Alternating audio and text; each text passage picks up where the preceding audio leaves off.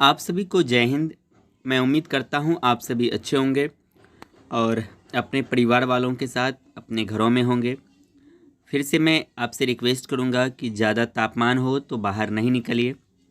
मैं हमेशा हर एक वीडियो में यह बात आपके साथ शेयर करता हूँ, लेकिन 2 दिनों से खुद मैं बीमार पड़ गया हूँ। सर्दी भी हो गई है, खांसी और बुखार भी। जो मैं दुकान पे ही बैठा रहता हूँ उनके बावजूद इतनी सारी परेशानियाँ हो गई है। तो वीडियो के बीच में अगर कभी खांसी आ जाए तो उस चीज़ को आप मैनेज कीजिएगा। और मैं नहीं चाहता हूँ कि आप सभी का तबीयत खराब हो, इसीलिए मैं हमेशा रिक्वेस्ट करता हूँ कि तेज़ धूप में आप बाहर ना निकलिए और पानी का अधिक से अधिक सेवन कीजिए। पानी के बदले मैंने ठंडा का अधिक सेवन कर लिया, जिनकी वजह से मेरा तबीयत थोड़ा सा डाउन हो गया। इसी वजह से आज कोई आपको बोर्ड वर्क वाला वीडियो में भी नहीं मिल पाएगा। ठीक है, तो चलिए हम आज शुरुआत करते हैं उसी श्रृंखला को आगे बढ़ाते हुए। आपको जानकारी होगा कि अभी हम लोग प्राचीन भारत डिस्कस कर रहे हैं। ठीक है, कौन सा? प्राचीन भारत। और प्राचीन भारत से हम लोग लगभग 1000 प्रश्न डिस्कस करेंगे। ऐसे प्रश्न जो कई बार बोर्ड एग्जाम में पूछे गए हैं और जिनकी पूछे जाने की संभावना अधिक रहती है। तो इनका पहला पार्ट जो है वो ऑलरेडी अपलोड मैंने कर दिया है। अगर आपने उसके वीडियो को नहीं देखा, उस वीडियो को नहीं देखा है, तो आप चैनल पर जाकर देखिए। और मैं उस वीडियो का लिंक इस वीडियो के डिस्क्रिप्शन में, यानी इस वीडियो के नीचे जो क्लिक कीजिएगा तो वहाँ पर आपको जो डिस्क्रिप्शन खुलता है वहाँ पर भी मैं दे दूँगा। नहीं तो आप चैनल पे विजिट कीजिए तो वहाँ आपको वीडियो सेक्शन में वो मिल जाएगा। ठीक है, वहाँ पर भी लिखा रहेगा प्राचीन भारत के 1000 प्रश्नों का संग्रह। तो चलिए हम इस वीडियो को शुरू करते हैं, लेकिन शुरू करने से पहले मेरी आपसे रिक्वेस्ट है कि आप बस इस वीडियो को शुरू से लेकर अंत तक देखिएगा। 100% आपको फ़ायदा मिलेगा। आपको बस इस वीडियो को 2 या 3 बार देखना है, आपको लगभग 80% से अधिक प्रश्न याद हो जाएगा। ये मैं गारंटी के साथ कह सकता हूँ। ठीक है, क्योंकि सुनने और देखते हैं, जब हम श्रवण और दृश्य दोनों कार्य एक साथ करते हैं तो वो चीज़ें ज़्यादा हमारे दिमाग में फिट हो जाती है। तो चलिए आज के प्रश्न को हम लोग श्री गणेश करते हैं। तो आज का पहला प्रश्न है, बुद्ध ने उपदेश दिया था तो किस भाषा में दिया था? तो याद रखना है पाली भाषा में दिया था। बुद्ध ने जो उपदेश दिया था वो किस भाषा में दिया था? तो याद रखना है पाली भाषा में दिया था। ठीक है, बुद्ध ने सर्वाधिक उपदेश दिए थे कहाँ पर? तो याद रखना है श्रावस्ती में। बुद्ध ने सर्वाधिक उपदेश कहाँ दिए थे? श्रावस्ती में। बुद्ध ने अपना अंतिम उपदेश जो दिया था ये किसको दिया था? तो याद रखना है सुभद्र को दिया था। किनको दिया था? सुभद्र को दिया था। बौद्ध ग्रंथों में सबसे प्राचीन ग्रंथ कौन सा है? तो याद रखना है त्रिपिटक है। बौद्ध ग्रंथों में सबसे प्राचीन ग्रंथ कौन सा है? त्रिपिटक है। और त्रिपिटक ग्रंथ जो है, अब यहाँ से प्रश्न बनेगा कि त्रिपिटक संबंधित है किस धर्म से? तो याद रखना है तो ये बौद्ध धर्म से संबंधित है। इसमें बुद्ध के उपदेशों का यह एक संग्रह है। कौन सा? त्रिपिटक। तो बौद्ध धर्म के त्रिरत्न हैं। बौद्ध धर्म के त्रिरत्न कौन सब हैं? तो बुद्ध, धम्म, संघ। यह एसएससी में भी यह प्रश्न पूछा गया है और रेलवे में भी कई बार। तो बौद्ध धर्म ग्रहण करने वाली प्रथम महिला कौन थी? तो गौतमी थी। याद रखना है बौद्ध धर्म सबसे पहले ग्रहण किसने किया था? किस महिला ने? तो गौतमी ने किया था। और बुद्ध चरित के रचनाकार कौन है? तो याद रखना है अश्वघोष। बुद्ध चरित के रचनाकार कौन है? अश्वघोष हैं। गंधार कला संबंधित है किससे? तो याद रखना है बौद्ध धर्म से। गंधार कला संबंधित है किससे? तो बौद्ध धर्म से संबंधित है गंधार कला। अगला प्रश्न है, बौद्ध धर्म संगति 483 ईस्वी पूर्व में हुआ था, ये किसके शासनकाल में हुआ था? तो याद रखना है अजातशत्रु के शासनकाल में हुआ था। और द्वितीय बौद्ध संगति याद रखना है ये किसके शासनकाल में, ये द्वितीय बौद्ध संगति कब हुआ था? तो 383 ईस्वी पूर्व में हुआ था। किसके शासनकाल में? कालाशोक के शासनकाल में हुआ था। और तृतीय बौद्ध संगति याद रखना है ये किसके शासनकाल में हुआ था? तो ये हुआ था अशोक के शासनकाल में। और चतुर्थ बौद्ध संगति याद रखना है कनिष्क के शासनकाल में हुआ था। अब देखिए इसको आपको ध्यान में रखना है, बौद्ध संगति को अगर ध्यान में रखना है तो इनको, अच्छा इसके साथ ही इसमें यह भी पूछा जाएगा आपसे, इसमें इंपॉर्टेंट यह भी है कि प्रथम बौद्ध संगति कहाँ हुआ था? तो राजगिरी में। द्वितीय कहाँ हुआ था? वैशाली में। तीसरा कहाँ हुआ था? पाटलिपुत्र में। और चौथा कहाँ हुआ था? तो कुंडलवन कश्मीर में हुआ था। अब देखिए इसको याद रखना, ये वाला बहुत आपके लिए अति आवश्यक है, बहुत ही ज़्यादा, क्योंकि यहाँ से प्रश्न पूछा जाता है कि द्वितीय बौद्ध संगति कहाँ हुई थी? तो वैशाली में हुई थी। तो इनको आपको याद रखना है किस प्रकार से? RVPK। ठीक है, RVPK इस प्रकार से आपको याद रखना है। RVPK का मतलब क्या हो गया? पहला राजगिरी, आर से राजगिरी, भी से क्या हो जाएगा वैशाली, ठीक है, और पी से पाटलिपुत्र, और के से क्या हो जाएगा कश्मीर या कुंडलवन बोलिए। तो इस प्रकार से आपको ध्यान में रखना है। और ये जो हमारा इधर था, इनको जो याद रखना है, इनको जो आपको याद रखना है ना, ये जो आपको इधर पूछा जाएगा किसके शासनकाल में कब हुआ था, तो इनके लिए आपको याद रखना है अकाअक, ठीक है, या हाँ अकाअक भी याद रख सकते हैं। अ से हो गया पहला अजातशत्रु, कालाशोक, अशोक और कनिष्क, ठीक है। तो पहली बौद्ध संगति अजातशत्रु के शासनकाल में, द्वितीय कालाशोक, तृतीय अशोक और चतुर्थ कनिष्क के शासनकाल में, ठीक है। और इसके साथ में आपको ये ईस्वी भी ध्यान में रखना है। प्रथम बौद्ध संगति 483 ईस्वी में अजातशत्रु के शासनकाल में राजगिरी में हुआ था। द्वितीय बौद्ध संगति 383 ईस्वी पूर्व में कालाशोक के शासनकाल में वैशाली में हुई थी। तृतीय बौद्ध संगति 250 ईस्वी पूर्व में अशोक के शासनकाल में पाटलिपुत्र में। और चतुर्थ बौद्ध संगति पहली शताब्दी में कनिष्क के शासनकाल में कुंडलवन कश्मीर में हुआ था। तो आपको याद क्या रखना है, आर भी पी के, आर भी पी के, ठीक है। चलिए आगे बढ़ते हैं। अब अगला प्रश्न है आपके लिए, बौद्ध संगति के आयोजन स्थल का क्रम क्या है। बिल्कुल ये आपको ध्यान में रखना है, आरबीपी के, जो मैंने अभी आपको बताया भी, आपको क्या ध्यान में रखना है, आरबीपी के, ठीक है। चलिए अगला है, प्रथम बौद्ध संगति के अध्यक्ष कौन थे, तो याद रखना है महाकश्यप थे। द्वितीय बौद्ध संगति के अध्यक्ष कौन थे, सबाकामी थे। और तृतीय बौद्ध संगति के अध्यक्ष कौन थे, मोगलीपुत्र तीस्म थे। और चतुर्थ बौद्ध संगति के अध्यक्ष कौन थे, वसुमित्र थे। मैं इसको ट्रिक के माध्यम से भी कभी मैं बोर्ड पर 2 या 3 मिनट में मैं इसको निपटा दूंगा, ठीक है। चलिए आगे बढ़ते हैं हम लोग। पहली बार बौद्ध धर्म का विभाजन कब हुआ था, तो द्वितीय बौद्ध संगति में हुआ था। और दोबारा चतुर्थ संगति में बौद्ध धर्म का विभाजन हुआ था। हीनयान और महायान अस्तित्व में आया था कब, चतुर्थ बौद्ध संगति के बाद। याद रखना है बौद्ध धर्म 2 वर्गों में विभाजित हो गया था। पहला वर्ग कौन सा था, तो पहला था हीनयान और दूसरा था महायान। बुद्ध के पूर्व जन्म पर आधारित कथा कौन सी है, जातक। याद रखना है बुद्ध के पूर्व जन्म यानी बुद्ध का पहले भी जन्म हुआ था, इस पर आधारित कथा कौन सी है, जातक।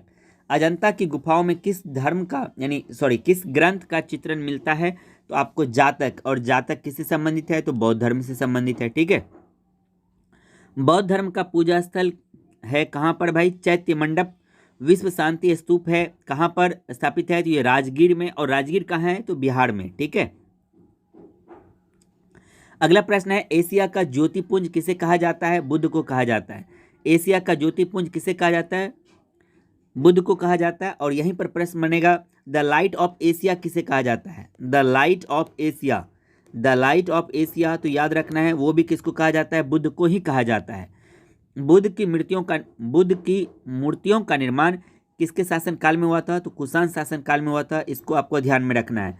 साथ ही बुद्ध के प्रमुख अनुयायी कौन थे, तो बिंबिसार, प्रसेनजीत एवं उदयन थे। यानी बुद्ध के प्रमुख अनुयायी कौन सब थे, तो बिंबिसार थे, प्रसेनजीत थे एवं उदयन थे।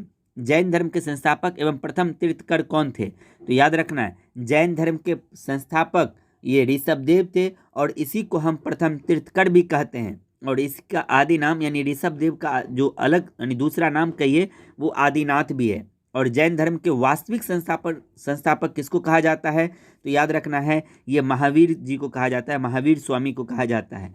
जैन धर्म के 22वें तीर्थकर कौन थे, अरिस्टिनेमी थे। जैन धर्म के 22वें तीर्थकर कौन थे, अरिस्टिनेमी। और जैन धर्म के 23वें तीर्थकर कौन थे, तो याद रखना ये पार्श्वनाथ थे। कौन थे, पार्श्वनाथ। और पार्श्वनाथ या महावीर, पार्श्वनाथ का प्रतीक चिन्ह याद रखना है सर्प था यानी सांप था। और महावीर स्वामी का जो प्रतीक चिन्ह था वो सिंह था। याद रखिएगा प्रतीक चिन्ह भी पूछा जाता है कि महावीर स्वामी का प्रतीक चिन्ह क्या था, तो आप क्या बोलोगे, आपको क्या टिक करना है, तो सिंह को। अगला है, पार्श्वनाथ को ज्ञान की प्राप्ति हुई थी, तो याद रखना ये समेत पर्वत पर हुई थी। और पार्श्वनाथ की 4 शिक्षाएं इन्होंने जो दिया था, इन्होंने किस पर बल दिया था, तो सत्य पर, अहिंसा पर, असत्य पर और अपरिग्रह पर। 5वां महाव्रत ब्रह्मचर्य जोड़ा था किसने, तो याद रखना है महावीर ने। यानी इसी 4 के बाद जो एक और इसमें ऐड किया था ब्रह्मचर्य, वो किसने ऐड किया था, तो याद रखना है महावीर स्वामी ने। अच्छा, महावीर स्वामी याद रखना है जैन धर्म के 24वें तीर्थकर थे। पहले कौन थे, ऋषभदेव। ऋषभदेव को और किस नाम से जाना जाता है, ऋषभदेव को और किस नाम से जाना जाता है, तो इनको और हम लोग कहते हैं आदिनाथ के नाम से जाना जाता है, ठीक है। और ऋषभ, ये जो जैन धर्म के 24वें तीर्थकर थे वो कौन थे? तो महावीर स्वामी थे। चलिए आगे बढ़ते हैं यहाँ से। महावीर की पत्नी का क्या नाम था? तो याद रखना यशोदा नाम था। महावीर की पत्नी का क्या नाम था? यशोदा। और महावीर स्वामी का जन्म कब हुआ था? तो याद रखना है 599 ईस्वी पूर्व में हुआ था। कहाँ हुआ था? कुंडग्राम वैशाली में हुआ था। महावीर की मृत्यु कहाँ हुई थी? तो याद रखना है पावापुरी उत्तर प्रदेश में हुई थी। और कब हुआ था? 468 ईस्वी पूर्व में। ये आपको ध्यान में रखना है, महावीर का जन्म और महावीर स्वामी का मृत्यु। महावीर स्वामी का जन्म याद रखना है 599 ईस्वी पूर्व है, ठीक है। ऑप्शन में एक ऑप्शन यह भी रहेगा 599 ईस्वी, और महावीर स्वामी की मृत्यु 468 ईस्वी पूर्व में ही हो गई थी। महावीर के बचपन का नाम क्या था? वर्धमान था। महावीर किस राजघराने में पैदा हुए थे? तो याद रखना है क्षत्रिय में। महावीर के पिता का क्या नाम था? सिद्धार्थ था। और सिद्धार्थ किस कुल के थे? तो ज्ञात्रिक कुल के थे। यह भी आपको ध्यान में रखना है। अच्छा, महावीर की माता का क्या नाम था? त्रिशला था। महावीर की माता का नाम क्या था? त्रिशला। और ये लिच्छवी गणराज की ये पुत्री थी। कौन? इनकी मां त्रिशला। चलिए आगे बढ़ते हैं। अब अगला प्रश्न है आपके लिए, महावीर, प्रश्न नहीं, महावीर की पुत्री का नाम क्या था? तो याद रखना है महावीर की पुत्री का नाम अनुजा प्रियदर्शनी था। महावीर स्वामी को ज्ञान की प्राप्ति हुई थी कहाँ पे? तो याद रखना है जृंभिक ग्राम में, रिजुपालिका नदी के तट पर, साल वृक्ष के नीचे हुआ था। किस वृक्ष के नीचे? तो याद रखना है महावीर स्वामी को किस वृक्ष के नीचे ज्ञान की प्राप्ति होती है? साल वृक्ष के नीचे। और गौतम बुद्ध को पीपल वृक्ष के नीचे। जैन धर्म में पूर्ण ज्ञान के लिए शब्द क्या है? कैवलव्य। यानी कैवलव्य किसको कहा जाता है? जिसको पूर्ण ज्ञान की प्राप्ति हो जाती है उनके लिए फिर किस शब्द का उपयोग किया जाता है? कैवलव्य का। जैन धर्म का परम लक्ष्य क्या है? तो मोक्ष की प्राप्ति। यानी जैन धर्म का जो अंतिम लक्ष्य है वो क्या है? मोक्ष की प्राप्ति करना। जैन तीर्थकर की जीवनी का उल्लेख कहाँ पर आपको मिलेगा? कल्पसूत्र में मिलेगा। महावीर ने प्रथम उपदेश दिया था कहाँ पर? याद रखना है राजगीर में। महावीर ने प्रथम उपदेश दिया था कहाँ? राजगीर में। और जैन धर्म के 24वें तीर्थकर कौन थे? तो याद रखना है महावीर स्वामी थे। प्रथम शिष्य या अनुयायी कौन बने थे? तो याद रखना है महावीर स्वामी के प्रथम शिष्य जमाली बने थे। और जमाली याद रखना है इनके दामाद का नाम है। इनके दामाद ही इनके पहले अनुयायी बने थे। महावीर के स्वामी क्या कहलाए थे? याद रखना है गंधर्व कहलाए थे। महावीर के स्वामी क्या कहलाए थे? गंधर्व। महावीर और बुद्ध दोनों ने उपदेश दिया था मगध नरेश बिंबिसार के शासनकाल में। याद रखना है महावीर स्वामी और गौतम बुद्ध दोनों ने किसके शासनकाल में उपदेश दिए थे? तो मगध नरेश बिंबिसार के शासनकाल में। अच्छा, जैन धर्म के त्रिरत्न क्या है? सम्यक दर्शन, सम्यक ज्ञान, सम्यक आचरण। और गौतम बुद्ध का क्या था? गौतम बुद्ध के त्रिरत्न क्या थे? ये आपको कमेंट सेक्शन में लिख के बताना है। अभी कुछ देर पहले ही हमने इनकी चर्चा आपके साथ किया था। जैन धर्म के दो संप्रदाय कौन सब थे? श्वेतांबर और दिगंबर। जैन धर्म के दो कौन थे? श्वेतांबर और दिगंबर। और गौतम बुद्ध, ये बौद्ध धर्म का जो बंटवारा हुआ था कितने में? दो वर्गों में। कौन सब? हीनयान और महायान, ठीक है। श्वेतांबर संप्रदाय के संस्थापक कौन थे? यानी जो श्वेतांबर जो बटा था तो याद रखना है वो थे कौन? स्थूलभद्र। और दिगंबर संप्रदाय के संस्थापक कौन थे? याद रखना है भद्रबाहु। तो याद रखना है जो श्वेतांबर थे ये श्वेत वस्त्र का धारण करते थे, और दिगंबर जो थे ये बिना वस्त्रों के रहते थे। तो जैन तीर्थकरों की जीवनी किस में आपको मिलेगी? तो याद रखना है कल्पसूत्र में मिलेगा, ठीक है। आगे बढ़ते हैं हम लोग। और कल्पसूत्र की रचना किसने की थी? तो याद रखना है भद्रबाहु ने किया था। कल्पसूत्र की रचना किसने किया था? भद्रबाहु ने। जैन साहित्य को कहा जाता है, क्या कहा जाता है? आगम कहा जाता है। जैन साहित्य को क्या कहा जाता है? आगम। प्रथम जैन सभा 300 ईस्वी पूर्व में हुई थी। किसके शासनकाल में? तो पाटलिपुत्र में हुई थी। और ये स्थूलभद्र की अध्यक्षता में हुई थी। किसके अध्यक्षता में? स्थूलभद्र की अध्यक्षता में हुई थी। दूसरी जैन सभा याद रखना है 512 ईस्वी में हुई थी। ये वल्लभी में हुई थी और देवर्षि क्षमाश्रवण की अध्यक्षता में हुई थी। भारत में जैन धर्म का बड़ा समर्थक कौन है? तो याद रखना है खारवेल राजा थे। ये खारवेल राजा का नाम है। ये जैन धर्म के सबसे बड़े समर्थकों में से एक थे। आजीवक पंथ का प्रवर्तक किसको कहा जाता है? मखलीपुत्र गोसाल को कहा जाता है। भागवत या वैष्णव धर्म के प्रवर्तक कौन थे? तो याद रखना है कृष्ण थे। कौन थे? कृष्ण। श्रीमद् भागवत लिखी गई थी किस भाषा में? याद रखना है संस्कृत में। श्रीमद् भागवत लिखी थी किसमें? संस्कृत में। गीता का अनुवाद अंग्रेजी में किसने किया था? विल्किंस ने किया था। इसको आप VVI एकदम लगा लीजिए। और श्रीमद् भागवत गीता, ये भी प्रश्न पूछा जाता है। और गीता का अनुवाद अंग्रेजी में किसने किया था? विल्किंस ने किया था। भागवत धर्म से संबंधित प्राचीनतम अभिलेखीय साक्ष्य कहाँ पे मिलेगा आपको? हेलियोडोरस का बेसनगर अभिलेख में मिलेगा। भक्ति आंदोलन का प्रारंभ किसने किया था? तो याद रखना है अलवार संतों ने किया था। सूफी धर्म आंदोलन का विकास इसका कब होता है? तो 9वीं सदी में होता है, यानी 800 ईस्वी से लेके 899 ईस्वी के बीच में बहुत ही ज़्यादा विकास होता है किसका? सूफी धर्म का। इस्लाम धर्म के संस्थापक किसको कहा जाता है? तो याद रखना है हजरत मोहम्मद साहब को कहा जाता है। इस्लाम धर्म के संस्थापक किसको कहा जाता है? हजरत मोहम्मद साहब को। और हजरत मोहम्मद साहब का जन्म कब हुआ था? 570 ईस्वी में हुआ था। कहाँ पर? याद रखना है मक्का में हुआ था। मोहम्मद साहब के पिता का क्या नाम था? तो याद रखना है अब्दुल्ला। मोहम्मद साहब के पिता का नाम अब्दुल्ला और मोहम्मद साहब की माता का नाम क्या था? अमीना था। मोहम्मद साहब की माता का क्या नाम था? अमीना था। इसको ध्यान में रखिएगा। हजरत मोहम्मद साहब को ज्ञान की प्राप्ति हुई थी कहाँ पर? तो याद रखना है 610 ईस्वी में हीरा नामक गुफा में इनको ज्ञान की प्राप्ति हुई थी। किसको? हजरत मोहम्मद साहब को। और हिजरी सनवत की शुरुआत कब होती है? 622 ईस्वी में। याद रखिएगा ये सब प्रश्न पूछा जाएगा। मोहम्मद साहब के पिता का नाम अब्दुल्ला, इसकी माँ का नाम अमीना। और हजरत मोहम्मद साहब को ज्ञान की प्राप्ति कब होती है? 610 ईस्वी में होती है हीरा नामक गुफा में। हिजरी सनवत की शुरुआत होती है कहाँ? कब? 622 ईस्वी में। मोहम्मद साहब की मृत्यु कब होती है? 632 ईस्वी में मदीना में। अच्छा, एक प्रश्न जो सबसे ज्यादा पूछा जाएगा वो ये है कि मोहम्मद साहब के उत्तराधिकारी क्या कहलाए थे? तो खलीफा कहलाए थे। ये प्रश्न याद रखिएगा। इस्लाम धर्म का पवित्र ग्रंथ कौन सा है? तो कुरान है। इस्लाम धर्म का पवित्र ग्रंथ कौन सा है? याद रखना है कुरान है। और ईसाई धर्म के संस्थापक कौन थे? तो ईसा मसीह थे। ईसाई धर्म के संस्थापक किसको कहा जाता है? तो ईसा मसीह को कहा जाता है। और ईसाई धर्म का प्रमुख ग्रंथ क्या है? बाइबल। और इस्लाम धर्म का कौन सा है? कुरान। सनातन यानी हिंदू धर्म का कौन सा है? गीता। और इसमें आप चलिए आगे बढ़ते हैं। ईसा मसीह का जन्म कब हुआ था? 400 ईस्वी पूर्व में हुआ था। कहाँ पे हुआ था? तो याद रखना है बेथलेहम में हुआ था। ईसा मसीह को सूली पर चढ़ाया गया था कब? 33 ईस्वी में। कब चढ़ाया गया था? 33 ईस्वी में। 33 ईस्वी पूर्व नहीं बोलना है। ईसा मसीह को सूली पर चढ़ाया गया था 33 ईस्वी में। और किसने चढ़ाने का आदेश दिया था? तो रोमन गवर्नर पोंटियस ने दिया था। इसको भी आपको ध्यान में रखना है। अगला प्रश्न है पारसी धर्म के संस्थापक कौन थे? तो याद रखना है पैगंबर जरथुस्त्र थे। पारसी धर्म के संस्थापक कौन थे? पैगंबर जरथुस्त्र थे। पारसियों का धार्मिक ग्रंथ कौन सा है? तो याद रखना है जैन अवेस्ता है। पारसियों का धार्मिक ग्रंथ कौन सा है? जैन अवेस्ता है। 16 महाजन पदों की सूची मिलती है किससे? तो याद रखना है बौद्ध ग्रंथ से मिलती है। उसके बाद है अवंती या अंग की राजधानी कहाँ थी? अवंती की राजधानी याद रखना है इसकी राजधानी उज्जैन थी। और अंग की राजधानी कहाँ थी? चंपा थी। दोनों का अलग अलग है। अवंती की राजधानी उज्जैन और अंग की राजधानी चंपा। उसी प्रकार से कौशल की राजधानी कहाँ थी? श्रावस्ती। और मल की राजधानी कहाँ थी? कुशीनगर थी। मल की राजधानी कहाँ थी? कुशीनगर थी।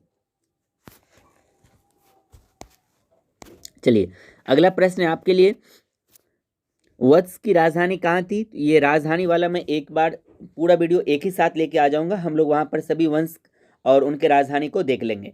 वत्स की राजधानी कहाँ है? तो याद रखना है कौशाम्बी। और सुरसैन की राजधानी कहाँ थी? तो मथुरा थी। सुरसैन की राजधानी कहाँ थी? मथुरा। वजी की राजधानी वैशाली थी। और गंधार की जो राजधानी थी वो कहाँ थी? तक्षशिला थी। मगध के सबसे प्राचीन वंश का संस्थापक किसको कहा जाता है? वृहदत्त को कहा जाता है। मगध के सबसे प्राचीन वंश का संस्थापक किसको कहा जाता है? वृहदत्त को कहा जाता है। और वृहदत्त का वास्तविक नाम ही क्या था? वास्तविक संस्थापक कौन था? याद रखना है मगध का तो ये बिंबिसार था। क्योंकि आपको हमने बताया था कि बिंबिसार के समय में मगध वंश का बहुत ही अधिक विस्तार हुआ था। मगध की प्रथम राजधानी कहाँ थी? गिरिब्रिज या गिरिब्रिज को हम राजगृह भी कहते हैं। हर्यक वंश का संस्थापक कौन था? तो याद रखना है बिंबिसार था। और बिंबिसार का राजवैद्य कौन था? जीवक। ये प्रश्न आपसे कई बार आपसे नहीं आपसे पूछा जा सकता है और ये प्रश्न पहले कई बार पूछा गया है। इस प्रश्न को आपको ध्यान में रखना है कि बिंबिसार का राजवैद्य कौन था? जीवक था। और बिम्बिसार की हत्या किसने की थी? तो अजातशत्रु ने की थी। बिम्बिसार की हत्या किसने की थी? अजातशत्रु ने की थी। इस चीज को आपको ध्यान में रखना है। अगला प्रश्न है अजातशत्रु या कुनिक, याद रखना है अजातशत्रु और कुनिक एक ही नाम है दोनों का। अजातशत्रु या कुनिक की हत्या किसने की? उसके पुत्र उदयन ने कर दी थी। किसकी हत्या? अजातशत्रु की। पाटलिपुत्र की स्थापना किसने की थी? उदयन ने की थी। और पाटलिपुत्र बसा है कहाँ पर? तो याद रखना है गंगा या सोन नदी के सोन नदी के संगम पर। यहीं से प्रश्न बनेगा कि पटना का पुराना नाम या पटना का अन्य नाम क्या था? तो पहले पाटलिपुत्र था। ठीक है। हर्यक वंश का अंतिम राजा कौन था? तो नागदशक था। हर्यक वंश का अंतिम राजा कौन था? नागदशक। शिशुनाग वंश का संस्थापक कौन था? तो याद रखना है ये शिशुनाग ही था। नंद वंश का संस्थापक महापद्मन था। और एक राट की उपाधि धारण की थी किसने? तो महापद्मन ने किया था। नंद वंश का अंतिम शासक कौन था? तो याद रखना नंद वंश का अंतिम शासक घनानंद था। कौन था? घनानंद। चलिए आगे बढ़ते हैं अब। धनानंद। अष्टाध्यायी। अष्टाध्यायी प्रसिद्ध कृति है किसकी? तो पाणिनि। प्रश्न बनेगा पाणिनि के द्वारा निम्न में से कौन सी कृति है? तो याद रखना है अष्टाध्यायी। भारत पर प्रथम आक्रमण किया था किसने? ईरानियों ने किया था। भारत पर प्रथम सफल आक्रमण किसने किया था? तो याद रखना है डेरियस प्रथम या दारा प्रथम ने 516 ईस्वी पूर्व में किया था। भारत पर आक्रमण करने वाला पहला यूनानी शासक कौन था? तो याद रखना है सिकंदर था, जिन्होंने आक्रमण किया था 326 ईस्वी पूर्व में। और सिकंदर के पिता का नाम याद रखिएगा फिलिप था। सिकंदर के पिता का क्या नाम था? फिलिप था। और इनका जन्म 356 ईस्वी पूर्व में हुआ था। किसका? सिकंदर का, उनके पिता का नहीं। धनानंद समकालीन था किसका? तो याद रखना है ये सिकंदर के समकालीन था। सिकंदर की मृत्यु कब होती है? तो याद रखना है ये 323 ईस्वी पूर्व में इसकी मृत्यु हो जाती है। कहाँ पर? बेबीलोन में। सेल्यूकस निकेटर था कौन? तो याद रखना है सिकंदर के सेनापति का क्या नाम था? सेल्यूकस निकेटर था। और सिकंदर के गुरु कौन थे? अरस्तु। और सिकंदर का जो प्रिय घोड़ा था याद रखना है उसका क्या नाम था? बुकाफेला नाम था। क्या नाम था? बुकाफेला। सिकंदर और पोरस के बीच में जो युद्ध हुआ था, ये इस युद्ध को क्या कहा जाता है? तो याद रखना इसको कहा जाता है हाइडे स्पीच या झेलम या वितिस्ता। याद रखना झेलम नदी का नाम है, वितिस्ता भी नदी का नाम है। झेलम नदी के तट पर हुआ था। और इस युद्ध को क्या कहा जाता है? हाइडे स्पीच का युद्ध कहा जाता है। मौर्य वंश का संस्थापक किसको माना जाता है? चंद्रगुप्त मौर्य को। मौर्य वंश का प्रचलित मुद्रा क्या थी? याद रखना है पन था। मौर्य वंश का प्रचलित मुद्रा क्या था? पन। सुदर्शन झील का निर्माण किसने किया था? चंद्रगुप्त मौर्य ने किया था। चंद्रगुप्त मौर्य अनुयायी था किसका? तो याद रखना है जैन धर्म का अनुयायी था। कौन भाई? चंद्रगुप्त मौर्य। चंद्रगुप्त जैन धर्म की दीक्षा ली थी किसने? तो किससे ली थी? तो याद रखना है भद्रबाहु से। चंद्रगुप्त मौर्य ने जैन धर्म की दीक्षा भद्रबाहु से ली थी। चंद्रगुप्त मौर्य के गुरु एवं महामंत्री कौन थे? तो याद रखना है चाणक्य थे। चंद्रगुप्त मौर्य के गुरु एवं महामंत्री कौन थे? चाणक्य थे। चाणक्य का अन्य नाम क्या था? विष्णुगुप्त या कौटिल्य। याद रखना है चाणक्य को और किस नाम से जाना जाता था? विष्णुगुप्त या कौटिल्य के नाम से जाना जाता है। किसको? चाणक्य को। कौटिल्य रचित अर्थशास्त्र की पुस्तक संबंधित है किससे? तो याद रखना है ये राजनीति से, जिसकी तुलना मैकियावेली के पुस्तक प्रिंस से की जाती है। याद रखना है इसके पुस्तक का नाम है अर्थशास्त्र, लेकिन यहाँ पर आपको राजनीति के बारे में ज़्यादा चर्चा किया गया है। और प्रश्न बनेगा कि अर्थशास्त्र के रचयिता कौन है? तो कौटिल्य हैं। या प्रश्न बनेगा कि कौटिल्य के द्वारा निम्न में से कौन सी पुस्तक लिखी गई है? तो अर्थशास्त्र लिखा गया है। भारत का मुक्तिदाता किसको कहा जाता है? तो याद रखना है चंद्रगुप्त मौर्य को कहा जाता है। भारत का मैकियावेली किसको कहा गया है? तो भारत का मैकियावेली किसको कहा गया है? चाणक्य को कहा गया है। इसको ध्यान में रखिएगा। भारत का मैकियावेली चाणक्य। भारत का शेक्सपियर किसको? कालिदास को। भारत का आइंस्टीन नागार्जुन को कहा जाता है। ठीक है। जस्टिन ने सेंड्रोकाटस कहा किसको? चंद्रगुप्त मौर्य को। विशाखादत्त समकालीन थे। विशाखादत्त किसके समकालीन थे? चंद्रगुप्त मौर्य के समकालीन थे। मुद्रा राक्षस नाटक के रचयिता कौन है? तो याद रखना है विशाखादत्त थे। चंद्रगुप्त मौर्य के दरबार में आने वाला प्रसिद्ध यूनानी कौन था? तो याद रखना है मेगास्थनीज था। चंद्रगुप्त मौर्य के दरबार में आने वाला प्रसिद्ध यूनानी कौन था? मेगास्थनीज। और मेगास्थनीज के पुस्तक का क्या नाम है? इंडिका। ये प्रश्न भी पूछा जाएगा, इसको एकदम ध्यान में रखिएगा। मेगास्थनीज के पुस्तक का क्या नाम है? इंडिका। मेगास्थनीज था कौन? तो सेल्यूकस निकेटर का राजदूत था। कौन भाई? मेगास्थनीज। और सेल्यूकस को पराजित किसने किया था? चंद्रगुप्त मौर्य ने किया था। और कब किया था? 305 ईस्वी में किया था। इसको ध्यान में रखिएगा। चंद्रगुप्त का विवाह हुआ था किससे? सेल्यूकस की पुत्री कार्नेलिया से हुआ था। और कार्नेलिया का अन्य नाम क्या है? हेलन है। इस चीज को ध्यान में रखिएगा। चंद्रगुप्त का विवाह किससे हुआ था? तो सेल्यूकस की पुत्री कार्नेलिया से हुआ था। और कार्नेलिया का अन्य नाम क्या है? हेलन है। चंद्रगुप्त मौर्य की मृत्यु कब होती है? 298 ईस्वी पूर्व में हो जाती है। और कहाँ होती है? तो याद रखना है श्रवण बेलगोला में होती है। श्रवण बेलगोला कहाँ पर है? तो याद रखना है कर्नाटक में हुआ था। ठीक है। अच्छा, ये उपवास के दौरान हुआ था, इस चीज को भी आपको ध्यान में रखना है। तो मैं उम्मीद करता हूं कि आज के वीडियो में जितना मैंने आपके साथ चर्चा किया ये आपको बिल्कुल समझ में आ गया होगा। इसमें कहीं पर भी आपको किसी भी प्रकार का कोई परेशानी नहीं हुआ होगा। अगर कहीं पर भी आपको डाउट लगता है किसी प्रश्न में तो आप उस डाउट को कमेंट सेक्शन में जरूर लिखिएगा। हम उस डाउट को फिर अगले वीडियो में हम विस्तार से उस पर चर्चा करेंगे। ठीक है। तो आज के वीडियो में बस इतना ही रहने देते हैं। आपको यह वीडियो कैसा लगा आप कमेंट सेक्शन में कमेंट करके जरूर बताइएगा। हमारी बस आपसे एक ही शिकवा है, गिला है कि आप लोग इस वीडियो को देखते हैं लेकिन आप लोग शेयर नहीं करते हैं। मैंने आपको पहले कई बार बताया है कि हमारा जो चैनल है यानी ये आपके भाई का जो चैनल है, अभी हम लोग शुरुआती दौर में हैं। तो अभी जब तक आप लोगों का, मेरे भाई बहनों का मदद मुझे नहीं मिलेगा तो ये चैनल कभी भी ग्रो नहीं कर पाएगा। तो मेरी आपसे रिक्वेस्ट है कि आप लोग वीडियो के लिंक को जितना हो सकता है कम से कम आप लोग 20 दोस्तों के साथ तो शेयर जरूर कीजिए। ये कोई वल्गर वीडियो तो है नहीं, ये तो कोई मान लीजिए भोजपुरी वीडियो है नहीं कि आप किसी के साथ शेयर करने में आपको शर्म आएगी कि मैं कैसे शेयर करूंगा, अगर शेयर कर दूंगा तो वे लोग क्या सोचेंगे मेरे बारे में। ये पढ़ाई से संबंधित है, नॉलेज से संबंधित है और ये सभी के लिए उपयोगी है। जितनी भी प्रतियोगिता परीक्षाएं होगी उन सभी के लिए ये बहुत ही अधिक उपयोगी है, क्योंकि ये सभी पढ़ना है और ये सभी तो VVI है ना। तो इस वीडियो के लिंक को आप कम से कम 20 दोस्तों के साथ शेयर जरूर कीजिए। आप अपने व्हाट्सएप पर भी शेयर कर सकते हैं। मुझे खुशी होगी अगर आप लोग, और खुशी नहीं भाई, ये हमारी तो आपसे आग्रह है, क्योंकि आपके सपोर्ट के बिना ये चैनल ग्रो कभी भी नहीं कर पाएगा। और आप लोग तो ये कभी नहीं चाहेंगे कि आपका भाई अगर आपके लिए इतना मेहनत कर रहा है तो आप लोग भाई का चैनल ग्रो ना करे। तो प्लीज़ आप लोग सपोर्ट कीजिए। अगर आपने इनसे पहले वाला वीडियो नहीं देखा है तो बिल्कुल मैं उस वीडियो का लिंक इस वीडियो के डिस्क्रिप्शन में डाल दूंगा, आप उसको भी देखिएगा। 100% फ़ायदा होगा। आप इस वीडियो को 2 या 3 बार देखिएगा, आपको लगभग 80% इनकी बातें आपको समझ में आ जाएगी। ठीक है। तो आज के वीडियो में बस इतना ही रहने देते हैं। हम मिलते हैं आपसे अगले वीडियो में। तब तक देखते रहिए नॉलेजपुर के और सभी वीडियो को। जय हिंद, जय भारत।